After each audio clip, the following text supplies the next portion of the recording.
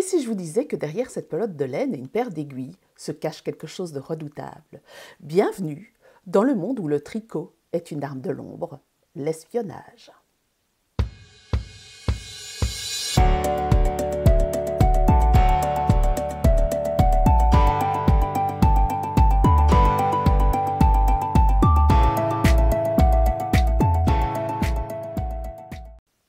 Bonjour à tous, bonjour à toutes, ici c'est Christelle Nioul, Christelle Elka, designer tricot, et ceci n'est pas un podcast. Aujourd'hui, ce ne sera pas un podcast. Aujourd'hui, on va parler tricot, tricot pendant la guerre, pendant les guerres, et surtout espionnage. Bienvenue dans une part sombre du monde et de l'histoire du tricot. J'ai fait une vidéo sur l'histoire du tricot il y a maintenant, je pense, 2 ans. Cette vidéo parlait de l'émergence du tricot dans le monde. Ça a été un moyen de subsistance pendant très longtemps. Le tricot main, le tricot ensuite machine. Donc le tricot a accompagné les gens dans leur vie de tous les jours, dans leur vie productive, dans leur vie pour gagner leur vie tout simplement, pour s'habiller, etc., etc. Et forcément, depuis le XIIIe siècle, puisqu'on retrace plus ou moins le tricot au XIIIe siècle, même si on peut penser qu'il date d'avant, clairement il date d'avant, il y a eu de nombreuses guerres. Donc le tricot qui accompagnait la vie des gens, la vie de tous les jours, en fait, cet art utilitaire, cet artisanat utilitaire, il a forcément accompagné les gens pendant les guerres. Alors, je ne vais pas parler de toutes les guerres, forcément, je vais parler surtout de la Première et la Seconde Guerre mondiale. Je ne vais pas parler du tricot en tant qu'outil, et en tant que chose à fournir, mais plutôt en tant que moyen d'espionnage. Alors, il faut savoir que le tricot, ça a été demandé comme effort de guerre. D'abord, il faut savoir que, premièrement, le tricot à l'époque, on était dans des rationnements, on récupérait des tricots, on détricotait des pièces qu'on avait déjà pour en refaire des pulls. C'était une période où on tricotait beaucoup, les femmes tricotaient beaucoup pour se subvenir à leurs besoins et aux besoins de leurs enfants. D'ailleurs, la mode à l'époque était quand même très très proche du corps parce que plus on est proche du corps, moins on utilise de matière. Donc ça a impacté la mode des années 40, les rationnements au niveau des matières premières. Ensuite, il y a eu le tricot comme moyen de soutenir la personne qui était sur le front. À cette époque-là, il n'y avait pas de femmes sur le front. Les femmes pouvaient aider à être mécaniciennes, elles conduisaient des voitures et ce genre de choses. On parle de 40-45 par exemple. Elles ont été dans les usines dans les années 14-18, même après, donc on a un impact, à ce moment-là, on constate quand même que les femmes sont aussi efficaces que les hommes pour travailler, mais les femmes tricotaient pour leurs proches qui étaient sur le front. Donc elles envoyaient des pièces tricotées pour pouvoir les garder au chaud. À côté de ça, il y avait un tricot qui était un tricot effort de guerre. Alors, c'est différent d'un pays à l'autre. Il y a eu des efforts de guerre demandés, aussi bien du côté de l'Allemagne, alors ici je parle des 2 premières guerres mondiales, mais on retrouve aussi des traces d'efforts de guerre pour la guerre civile, la guerre de sécession aux États-Unis. On retrouve des traces de tricot aussi au moment de la Révolution américaine, de la Révolution française, mais ici on parle d'efforts de guerre vraiment clairs et nets, on va dire quelque chose dont on retrouve les traces, c'est ce fameux effort de guerre qu'on le retrouve sur certaines affiches comme Knit Socks for Our Soldier, qui est typiquement, je pense que l'affiche est américaine ou anglaise. Donc il y a eu une demande d'effort de guerre de la part de l'État et du ministère de la Guerre à la population.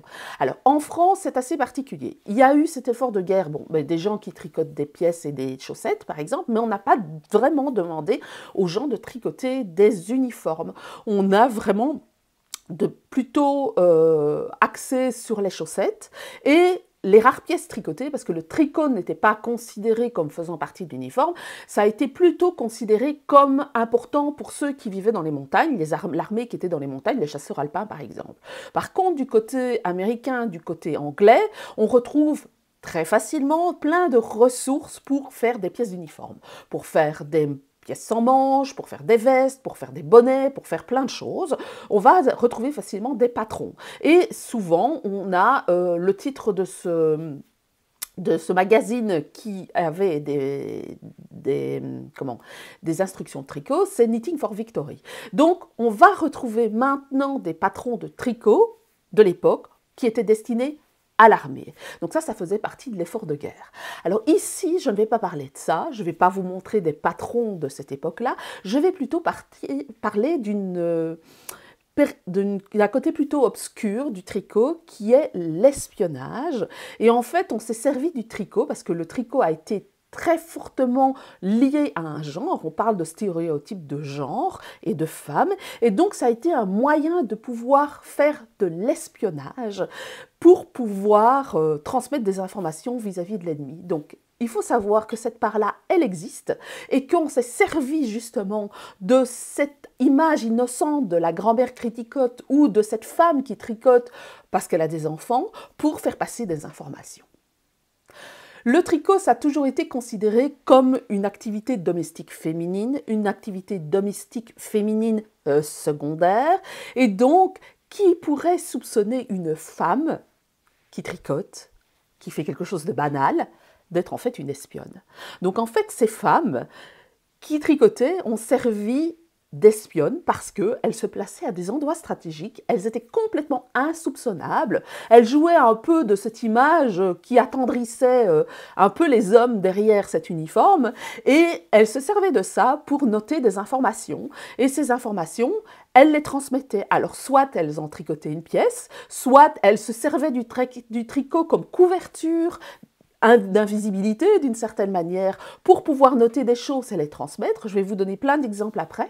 Et donc ça a été une manière de pouvoir faire de l'espionnage en se servant de cette arme que nous, on a, qui est le tricot, parce qu'à ce stade-là, c'est une arme, puisque forcément, on se couvre, on fait une couverture qui nous sort de cape d'invisibilité, qui nous permet de pouvoir espionner et pouvoir observer le monde, tout en se faisant passer pour quelqu'un d'innocent. Quels étaient les moyens utilisés pour pouvoir faire ce fameux espionnage? Tout d'abord, on a le tricot comme couverture invisible.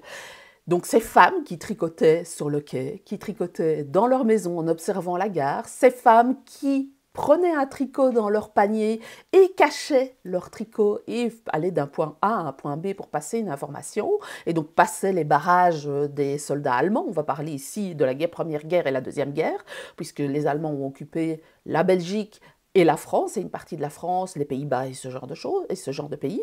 Et donc, elle se servait de ceci pour passer une information. Donc ça, c'était une méthode de couverture. Donc ce n'est pas le tricot en lui-même qui codait quelque chose, mais c'est le tricot qui, par son stéréotype de genre, par ces femmes innocentes qui tricotent, cette grand-mère qui tricote auprès du feu, servait à faire passer des informations. Ensuite, il y a le tricot en tant que code. Alors, il y a plus ou moins deux méthodes. Il y a d'abord le tricot nœud. Alors, ici, on tient une certaine technique, mais ça a été surtout entretenu par un magazine qui s'appelle UK Pearson en 1918, qui a fait de manière à ce qu'il y ait une certaine psychose collective. Ce qui a couru à l'époque, c'est que les femmes tricotaient des pulls et les envoyaient à l'ennemi. On pense quand même que cette technique aurait été une technique qui est quand même utilisée, mais le pull, ça paraît un peu gros. En clair, je vous explique comment ça se passe. C'est que une espionne allemande sur le territoire anglais, qui est une espionne allemande qui existe depuis très longtemps et donc qui s'est fondue dans la masse, tricote un pull. Elle tricote un pull avec cette laine, et sur cette laine, il y a des nœuds. Ces nœuds sont invisibles à l'œil nu, parce que quand vous tricotez, que vous savez que vous avez un nœud, vous le cachez en général dans votre pull. Hein. Vous savez bien, vous avez certainement tricoté. Donc, elle cachait ce nœud dans le pull. Donc, le pull, il paraissait basique et banal. Elle l'envoyait à l'ennemi, donc il passait à l'ennemi, alors par différents moyens, et l'ennemi tricotait ce pull et il n'avait plus qu'à lire la laine pour savoir le message codé. Alors ça paraît un peu gros, apparemment c'est quand même exagéré parce que tricoter un pull ça prend du temps. Donc, le temps du tricot, le temps de l'envoyer, le temps de la réception, le temps de tricoter, le temps de décoder. Donc, en fait, on pense que ça tient plus de la psychose collective que réellement de quelque chose qui existe, parce qu'il fallait beaucoup trop de temps pour pouvoir tricoter un pull et pour que l'information arrive, alors que les informations, elles doivent être transmises rapidement. Maintenant, il est probable qu'elles s'utilisent des petites pièces pour faire ce genre de choses, un petit mouchoir ou ce genre de choses, elles pouvaient passer des informations. Donc ça, c'est quelque chose qui existe au niveau du moyen de codage. Ensuite, on a un autre moyen de codage qui, lui, a été réellement utilisé, c'est le morse. C'est tricoter en morse. Le tricot en morse, c'est quoi? Le tricot, c'est quoi majoritairement? C'est une maille envers, une maille endroit. On fait majoritairement des mailles envers et des mailles endroit. Ensuite, on fait des points plus complexes, on fait des diminutions, des augmentations, ce genre de choses. Mais la base du tricot, c'est une maille envers, une maille endroit. C'est une boucle par l'avant, une boucle par l'arrière. On forme un V et on forme forme un V quand on regarde face à soi, quand on fait une maille endroit, et quand on fait une maille envers, on a une bosse. Donc ça, c'est quand on tricote à plat du jersey. Donc ça, c'est du jersey avec du jersey envers. Donc ça, c'est quelque chose qui représente le tricot. Donc c'est binaire. On a une maille envers, une maille endroit, c'est binaire. S'il y a une technique de communication qui est aussi binaire, c'est le morse. Le morse, c'est un son, un silence. Une méthode de communication qui est aussi binaire, c'est l'informatique. C'est les 1 et les 0. Donc, on peut penser que par cette méthode, on pouvait passer des informations. Et là, on a une collusion entre deux mondes. Souvent, les hommes qui utilisaient de morse, c'était des militaires, actuellement, encore maintenant, c'est des gens qui font de la radiofréquence, mais le morse, ou des gens qui naviguaient, mais ce n'était pas quelque chose qui était connu dans la majorité de la population. Et à l'inverse, on a les femmes. Les femmes, elles tricotent. Stéréotype de genre, je vous rappelle, alors même s'il y avait des hommes qui tricotaient aussi, là, mais majoritairement, dans la tête des gens, les femmes tricotaient. Et donc, on a utilisé ce flou qui existait entre ces deux mondes pour pouvoir faire passer des informations, parce qu'on n'allait jamais penser qu'une femme allait utiliser un code morse pour pouvoir mettre ça dans son tricot. Et c'était d'autant plus difficile à interpréter. Pourquoi? Parce qu'en fait, la femme, elle tricote, elle introduit du code. Faut-il savoir lire un tricot? Comme je vous ai dit, j'ai déjà parlé de lire son tricot. Donc, savoir repérer les mailles endroit, les mailles envers, la combinaison de mailles qui pourrait faire le code. Donc, tout ça ajoute une difficulté parce que la femme tricotait, elle ajoutait des mailles envers, des mailles endroit, elle envoyait son tricot et la personne qui recevait ça, elle savait lire le tricot et donc elle savait interpréter, donc il fallait dire ah ben ça c'est une maille endroit, ça veut dire que c'est un point, ça c'est une maille envers, ça veut dire que c'est un silence, et elle faisait des combinaisons, fallait-il encore connaître le morse, savoir où il y a des pauses et traduire après le morse en anglais ou en français ou en allemand. Donc, en fait, il y avait déjà ce frein-là. Et en plus, on pouvait utiliser notre langue. Donc, par exemple, on pouvait envoyer l'information. Par exemple, on pense de quelqu'un qui aurait écrit un tricot en morse et qui aurait été arrêté par les Allemands. Les Allemands ne connaissaient pas nécessairement l'anglais. Donc, ils allaient peut-être arriver au stade où ils se rendent compte qu'en fait, c'est du code, pas savoir l'interpréter. Ou même si savoir l'interpréter, est-ce qu'ils sauraient le lire? Parce que c'est un mot en anglais. Plus il y avait des mots de code, etc. Donc c'était vraiment une manière assez complexe de pouvoir passer des informations parce qu'il fallait passer par plusieurs étapes d'interprétation pour pouvoir décoder le code. Donc j'en reviens à mon tricot morse. Le tricot, donc je vous ai dit, c'est une maille envers et on peut considérer que c'est un son. Maille endroit plutôt. Le maille endroit, c'est un son. La maille envers, c'est un silence. Vous avez ici l'alphabet morse. L'alphabet morse, c'est un point, un tiret court, un tiret long. Donc, comment est-ce qu'on combine ça? Par exemple, on considère qu'un point, c'est une maille. Un silence, c'est une maille. Un trait long, c'est 3 mailles. Un trait long, c'est 3 mailles. Et un silence, c'est 3 mailles. Donc, on pouvait, par exemple, écrire SOS. Il y a d'ailleurs une designer qui a fait ce qu'on appelle un pull SOS, c'est-à-dire que tout le motif devant, c'est le motif SOS. Je vous mettrai à la fin de la vidéo pas mal de patrons où il y a un code morse derrière. Donc on se servait de ça. Donc si on lit et qu'on voit 3 petits points l'un à côté de l'autre et une barre, on sait que c'est telle lettre. Et on repérait là où il y avait une pause et donc ça permettait de décoder ce qui était écrit sur le tricot. Donc ça, c'était la méthode qu'on utilisait majoritairement pour pouvoir transmettre l'information. Parlons de quelques femmes, quelques exemples, quelques femmes qui ont été des espionnes connues et reconnues quelquefois tard. Je vais vous donner quelques exemples ici. Tout d'abord, Louise de Bettigny et le réseau Rumble. Louise de Bettigny, on parle de 14-18, c'était une jeune fille qui habitait la région de Lille, une jeune fille issue d'une famille bourgeoise lilloise mais désargentée. Cette jeune fille ne voulait pas rester en zone occupée, elle a voulu rejoindre la zone libre. On ne passait pas la zone libre comme on passerait une frontière actuellement, c'est-à-dire que ce n'était pas possible de passer de zone occupée à la zone libre. Donc, qu'est-ce qu'elle a fait? C'est qu'elle est passée par les Pays-Bas pour rejoindre l'Angleterre et puis revenir en France. Cette jeune fille étant éduquée, cette jeune fille parlait plusieurs langues, et donc elle a attiré l'attention des Anglais lorsqu'elle est arrivée à Folkestone. Elle a attiré l'attention des Anglais parce qu'elle parlait plusieurs langues, et ils ont essayé de l'embaucher dans les services secrets. Donc ils lui ont vendu un peu le fait de devenir une espionne. Elle a mis quelque temps pour réfléchir, et puis elle s'est dit tout compte fait c'était une bonne idée. Donc elle est devenue une espionne pour les Français de la zone libre et pour les Anglais des services secrets britanniques. Elle a créé le réseau Rumble. Elle a été à la tête du réseau Rumble. Elle avait son nom de code, c'était Alice Dubois. Elle a été responsable d'une quarantaine d'espions, dont un tiers étaient des femmes. Les 2 autres tiers, c'était des hommes, mais qui étaient aussi aidés par leurs femmes. C'était vraiment un réseau d'espions avec des méthodes particulières. Donc on avait une couverture qui était très particulière, puisqu'on se servait un peu de méthode banale de la vie des femmes pour pouvoir faire de l'espionnage.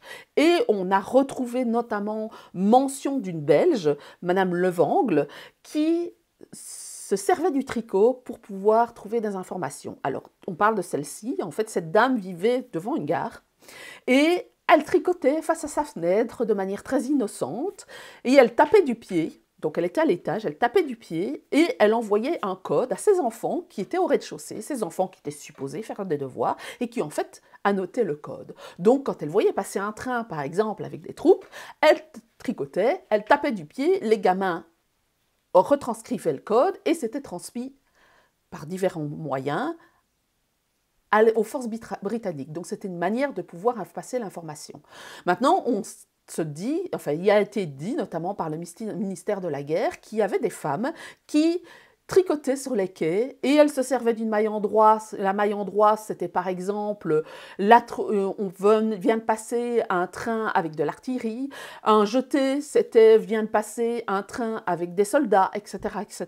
Et donc c'était une manière de pouvoir lire les petites informations. Donc ça, c'est un des premiers exemples, c'est ces femmes qui tricotaient sur les quais en 14-18. On pense aussi pendant la période où ça a été les nazis, qu'il y avait des femmes qui faisaient ce genre de choses parce qu'elles attendrissaient les Allemands, elles attendrissaient aussi les Français les Français qui étaient collaborateurs avec les Allemands, parce qu'elles passaient inaperçues. Un deuxième exemple, je vous ai parlé de ce fameux code à nœuds par les espionnes allemandes. Eh bien, pendant la guerre 14-18 et puis la guerre 40-45, la Royal Mail, donc la poste britannique, a fait vraiment une censure au niveau des tricots qui passaient par la poste. Il était interdit d'envoyer des tricots à l'étranger parce qu'on avait une suspicion très forte sur le tricot comme étant un moyen de communication. Donc dès qu'un tricot paraissait un peu trop compliqué, eh bien hop, c'était bon, on ne voulait pas de ça. On le mettait de côté, on ne l'envoyait pas à la personne qui devait le recevoir. Donc, une personne qui tricotait un pull en jacquard, par exemple, et qui l'envoyait à son cousin, je sais pas moi, en jacquard, qui habitait dans le Yorkshire et qui envoyait ça à son cousin à Londres, ça risquait de ne pas passer. Donc ça, c'était un peu aussi une méthode de faire passer des informations. On ne se servait pas que du code Morse, on pouvait aussi utiliser des motifs. Alors ce n'était pas nécessairement vrai, parce que le jacquard, on sait bien que c'est quelque chose qui est historique, notamment en Angleterre, et que c'est pas parce qu'on tricote du jacquard que forcément on est un espion. Mais bon, donc le Royal Mail, donc la poste anglaise, a mis vraiment un veto et une censure sur certains tricots. Parlons de quelqu'un d'autre, on parle de Phyllis Latour Doyle. Cette jeune fille, cette femme, qui est décédée en 2023 à l'âge de 102 ans, a vraiment servi l'armée. Elle a vraiment eu un impact pour les services secrets et dans la résistance. Cette jeune fille, en fait, faisait passer du code grâce à son tricot. Elle a été décorée de la Légion d'honneur en 2014. Il y a fallu longtemps pour savoir et pour pouvoir mettre au jour ses actions pendant la guerre 40-45. Elle a servi pendant la guerre 40-45, très jeune en fait, comme espion sur le territoire occupé par les Allemands. Cette jeune fille, en fait, elle est née d'un père français et d'une mère néo-zélandaise. Donc cette jeune fille, son père est décédé très tôt. Elle est arrivée par différents moyens. Elle a été élevée parce que sa mère est décédée après. Elle a été élevée par la famille de sa mère. Et puis elle est arrivée en Angleterre à l'âge de 20 ans. Elle a été engagée à l'âge de 20 ans comme mécanicien sur les avions. Et elle a été repérée par les services secrets, mais les services secrets particuliers, ce qu'on appelle SOA, qui est, je regarde l'acronyme, Special Operation Executive. Elle a été repérée parce qu'en fait, elle avait un potentiel. Donc cette jeune fille a été formée pour pouvoir devenir une espionne. Tout d'abord, elle a été envoyée en 1941 à Vichy, donc en Aquitaine, sous le nom de Geneviève, et elle a transmis pas mal d'informations. Donc, à cette époque-là, elle a transmis pas mal d'informations, puis elle est rentrée en Angleterre. Mais son action est surtout connue pour son rôle dans le débarquement de 1944. Il faut savoir qu'en fait, cette jeune fille a été parachutée dans les forces ennemies en mai 1944, et elle s'est fait passer pour une jeune fille qui vendait des savons. Donc c'était la jeune fille un peu perdue, pauvre, un peu malheureuse, mal habillée, qui arpentait les rues avec ses savons pour les vendre. Donc elle s'est vraiment fait passer pour quelqu'un de complètement invisible pour passer des informations. Alors comment est-ce qu'elle faisait? En fait, elle avait des mouchoirs de soie dans son sac. Elle avait dans son panier, elle avait des mouchoirs de soie, elle avait des aiguilles et elle avait des petits lacets. Ces petits lacets, elle s'en servait pour attacher ses cheveux avec les mouchoirs de soie. Elle avait des mouchoirs de soie vierges sur lesquels entourait autour de ses aiguilles, et lorsqu'elle avait des informations, elle faisait des trous dans les mouchoirs de soie. Donc, elle faisait un code morse en faisant des trous, non pas en tricotant, mais elle se servait de ses aiguilles à tricoter pour faire ses trous. Elle serrait bien le mouchoir de soie autour de ses aiguilles à tricoter et elle mettait un lacet. Ou elle serrait ce mouchoir de soie dans ses cheveux. D'ailleurs, un jour, elle a été arrêtée par des Allemands, parce qu'en fait, les Allemands cherchaient des espions. Elle faisait partie des villageois qui ont été arrêtés, des gens qui étaient dans la région. Et on l'a espionnée. Et on lui a demandé on lui a cherché sur elle, on lui a demandé de se déshabiller, on ne trouvait rien, et on lui a demandé de détacher ses cheveux. Elle a détaché ses cheveux, elle a secoué sa tête, elle avait un lacet avec un mouchoir de soie, et la personne qui l'a fouillée, donc une femme, n'a jamais soupçonné qu'en fait, il y avait un message codé sur ce mouchoir de soie. Donc cette jeune femme transmettait des informations, elle a transmis plus de 135 informations à l'Angleterre pour pouvoir préparer le débarquement en juin 1944. Donc en fait, cette femme a été une héroïne qui a longtemps été inconnue. Il a fallu longtemps pour pouvoir mettre ça en avant. Ce n'est qu'en 1914 qu'elle a reçu, en 2014, donc vous imaginez combien d'années après, elle a reçu la Légion d'honneur en France pour ses actions sur le territoire français. Donc, encore un autre exemple d'une femme qui a profité des stéréotypes de genre pour pouvoir passer des informations à l'ennemi. Il existe une espionne très connue aux États-Unis qui a été interrogée par des commissions, par le FBI, qui est Elizabeth Bentley. Et en fait, Elizabeth Bentley faisait partie des groupements communistes aux États-Unis et elle passait des informations à l'État soviétique par l'intermédiaire du tricot. Et en fait, elle cachait des microfilms dans son tricot. Encore une fois, quelqu'un qui a servi aux stéréotypes de genre. Et elle a dit un peu, elle a expliqué lorsqu'elle a été interrogée par le FBI et par cette commission, tous les moyens qu'elle avait utilisés pour pouvoir faire passer des informations aux soviétiques pendant la guerre 40-45 et après, pendant la guerre froide. Elle a passé plein d'informations de cette manière, donc avec son tricot qui servait de couverture. Passons à quelqu'un d'autre. Alors on parle maintenant de Molly Ricoeur. Molly Ricoeur, ce n'est ni la Seconde Guerre mondiale, ni la Première Guerre mondiale, ni la guerre froide. On remonte carrément à la Révolution américaine, c'est-à-dire 1763. Les Anglais étaient sur le territoire américain et il y a eu des grands changements politiques en 1763 où le pouvoir anglais a été renversé et a été remplacé par le pouvoir américain. Donc il y a eu des luttes pour pouvoir avoir récupéré les territoires et que ça passe aux Américains. Les Anglais à l'époque, ils s'installaient chez les gens et ils allaient aussi dans les auberges. Molly Ricoeur, c'est une femme, on l'appelait Mom Ricoeur, d'un certain âge qui travaille dans une auberge. Et elle se servait de ce travail dans l'auberge pour tendre l'oreille, vous voyez, les hommes qui s'installent à table, qui parlent fort, ou qui boivent et qui livrent des informations. Et donc elle tendait l'oreille et elle avait toutes ces informations-là. Ces informations-là, elle les notait sur un petit papier. Elle les emballait, le papier, elle emballait une petite pierre sur le papier, donc le papier servait d'emballage à la pierre, et puis elle roulait sa laine autour de sa plotte. Elle avait donc des plottes dans son panier et elle jouait du stéréotype qui est la grand-mère, la femme d'un certain âge qui tricote. Elle se sortait de l'auberge, elle allait se rendre à un rocher, ce rocher discrètement, elle s'installait et elle commençait à tricoter ses chaussettes. Et oh, subrepticement, elle laissait tomber sa pelote. Et cette pelote tombait d'un rocher, tombait dans les bois. Et dans les bois, il y avait les forces américaines. Et ils savaient, en fait, en récupérant cette pelote, qu'en fait se cachait un message secret dedans. Et ce rocher est connu du côté de Philadelphie, c'est le rocher de Mumricker, avec une statue particulière, donc, qui est une statue de je ne sais plus qui, mais le rocher est connu comme Mumricker's Rock, parce qu'on sait que cette femme, en fait, transmettait des informations par l'intermédiaire de son tricot, innocemment, en jouant des stéréotypes de genre, pour informer les révolutionnaires des actions des Anglais. Je vous ai donné donc quelques informations sur l'espionnage à l'époque. Et on pourrait penser qu'on pourrait faire pareil maintenant. On pourrait penser, il existe des fils conducteurs maintenant. Il existe techniquement, on est capable de faire des fils conducteurs. Est-ce qu'on ne pourrait pas tricoter un pull en fil conducteur et ce pull en fil conducteur servirait à passer des informations, serait lisible ou permettrait de brouiller des signaux ?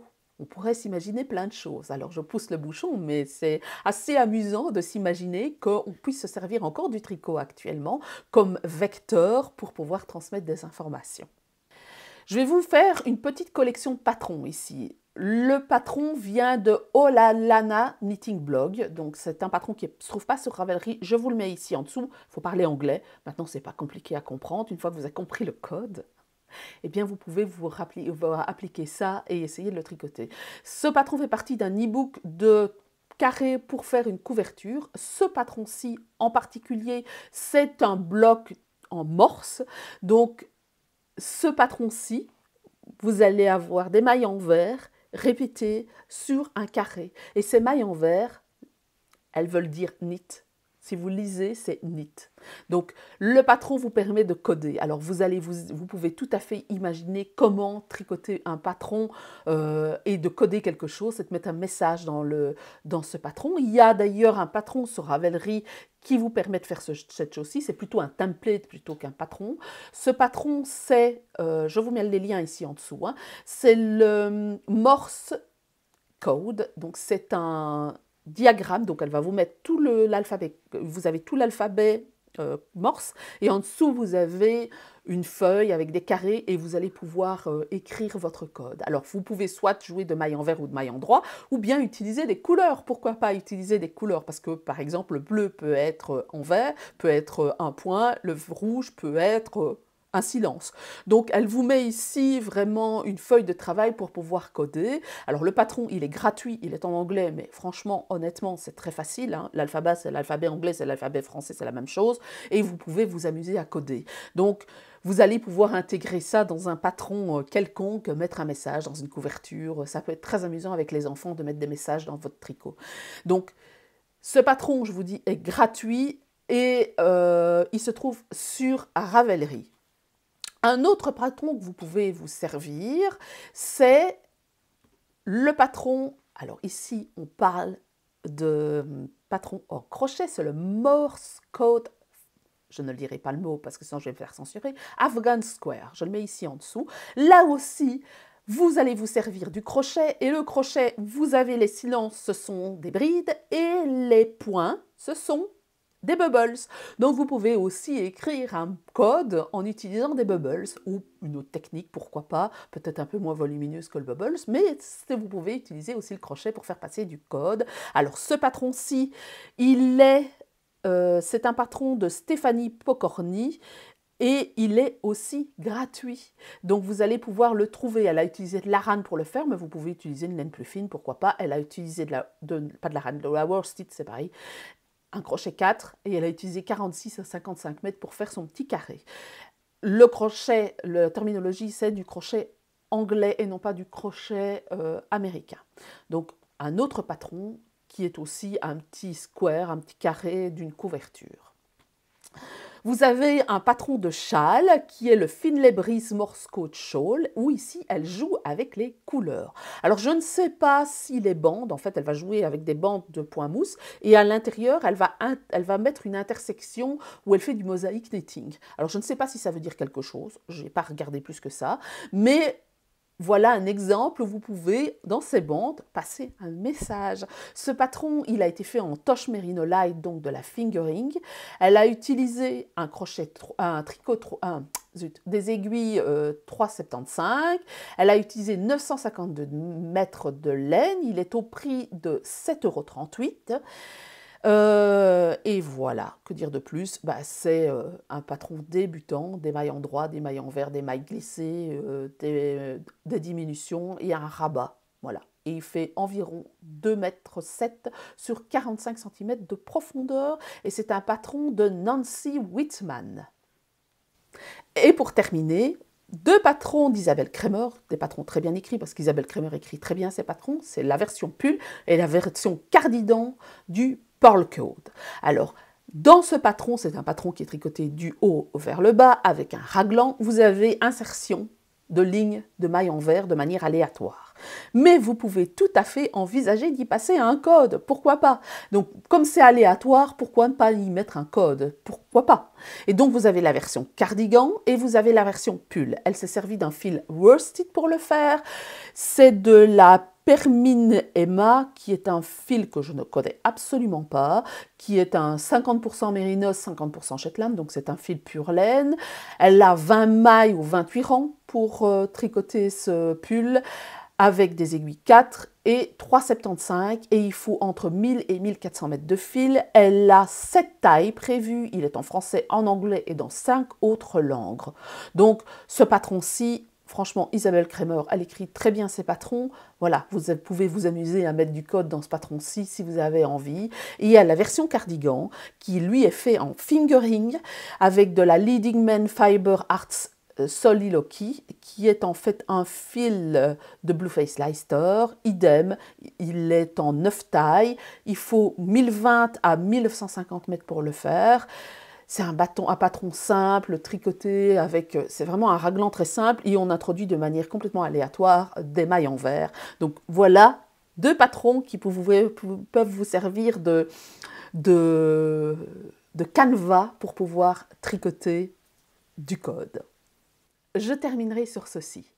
La prochaine fois que vous croisez quelqu'un qui tricote au café tricot, dans les transports en commun, homme ou femme, observez-le et dites-vous, est-ce qu'elle est en train de tricoter ou il est en train de tricoter pour se faire des chaussettes ou pour se couvrir ou pour son frère, pour sa sœur, pour sa famille, que sais-je, ou est-ce qu'il est en train ou elle est en train de passer des messages secrets? Parce que le but de l'espionnage, c'est de faire passer des choses extraordinaires dans les choses les plus banales de la vie. Et quoi de plus banal qu'une femme ou un homme qui tricote? J'espère que cette vidéo vous aura plu. N'hésitez pas à mettre un j'aime, à partager, à commenter la vidéo si elle vous a plu. N'hésitez pas non plus à vous abonner parce que c'est important pour la chaîne. Je répète que j'ai un Ko-fi si vous avez envie de donner. Et la semaine prochaine, je ne sais pas encore ce qu'il va venir parce que je n'ai pas encore filmé la vidéo. Je bouscule pas mal mon calendrier pour le moment pour y mettre d'autres choses. Ce sera la surprise et on se retrouve samedi prochain.